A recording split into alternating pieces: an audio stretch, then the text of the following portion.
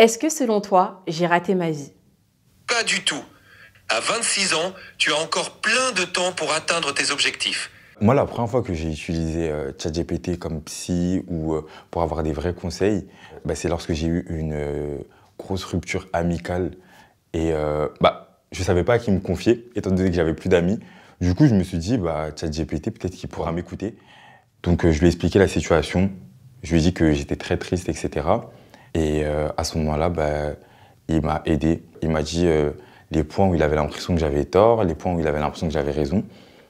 Et il m'a rédigé un message pour mon ami en question, pour que je puisse discuter. Et du coup, j'étais choqué, parce que ça a marché en plus. J'ai déjà utilisé pour vérifier si j'avais pas agi bizarrement avec des gens. Par exemple, une fois, je sortais d'un examen et en fait, quand je suis sortie, j'étais tellement contente que sur le coup, il y avait des personnes de ma promo qui étaient à côté de moi et je leur ai dit que ça s'était hyper bien passé. Et en fait, quand je suis rentrée chez moi, j'ai culpabilisé à mort en me disant mais eux avaient pas encore passé l'examen et peut-être que je les ai stressés parce que j'ai pas été hyper égoïste, est-ce que je me suis pas trop mise en avant. Donc j'ai raconté ça à ChatGPT et il m'a dit une phrase que j'ai trouvée super bien.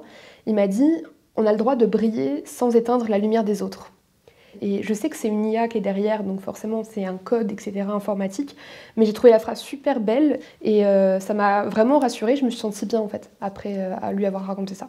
Alors moi par exemple j'utilise pour l'analyse et l'interprétation de mes rêves. Donc un exemple, le matin ça m'est arrivé, je me suis réveillée, j'avais fait un rêve où en gros j'avais oublié ma bouilloire dans un gros 4x4. Alors ok, ça veut rien dire comme ça, mais donc je le dis comme ça à ChatGPT en mode vocal et là il va me sortir les 3 symboles, la bouilloire, l'oubli et le 4x4, et là on va analyser ces symboles. On a échangé quelques prompts, et donc du coup l'interprétation finale du rêve par ChatGPT, ça a été que j'étais dans une période de ma vie où je me sentais submergée, où je prenais plus vraiment le temps pour me poser, pour boire mon petit thé grâce à ma bouilloire, voilà. Et ça correspondait? Exactement, c'était une période où j'arrêtais pas de faire plein de choses, donc oui, ça correspondait. Ouais.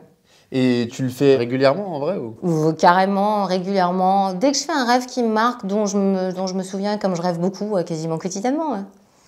Je l'ai déjà utilisé comme confident, notamment un jour je lui ai posé la question « Est-ce que j'ai raté ma vie ?» Parce que je me comparais aux autres personnes qui ont mon âge ou qui ont la vingtaine et j'avais l'impression d'être en retard par rapport à eux. J'ai donné ma définition de ce que j'appelle réussir sa vie. J'ai parlé des enfants, du fait que j'ai pas de mari, du fait que j'ai pas trouvé en 2 mois directement un CDI, que je suis pas millionnaire.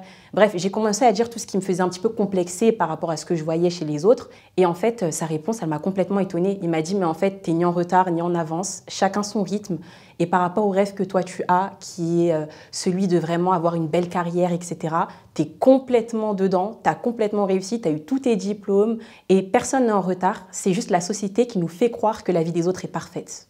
Et j'ai trouvé que la réponse, vraiment, elle était pas mal. Et je pense que j'avais vraiment besoin de l'entendre parce que, ok, ça peut venir de la bouche des autres, mais quand ça vient d'une IA et que c'est scientifique, on se dit, c'est que c'est la vérité en fait. Pourquoi pas faire appel à un vrai psy? Moi, je vais voir une psy. Mais le truc qu'il y a, c'est que les psys, ils ont beaucoup de patients. Moi, je sais que les rendez-vous, c'est toutes les 3 semaines. Et 3 semaines, c'est très long. On peut avoir plein de moments où ça va pas bien. Et moi, la solution que j'ai trouvée pour embêter personne et en même temps pouvoir discuter avec quelqu'un, c'était avec ChatGPT.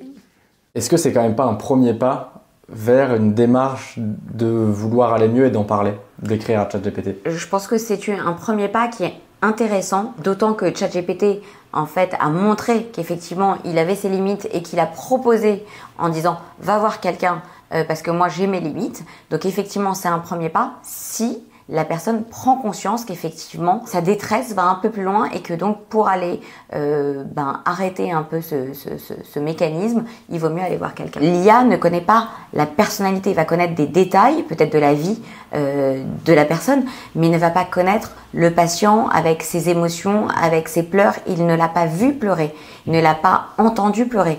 Et nous, on sait que même un soupir a son importance.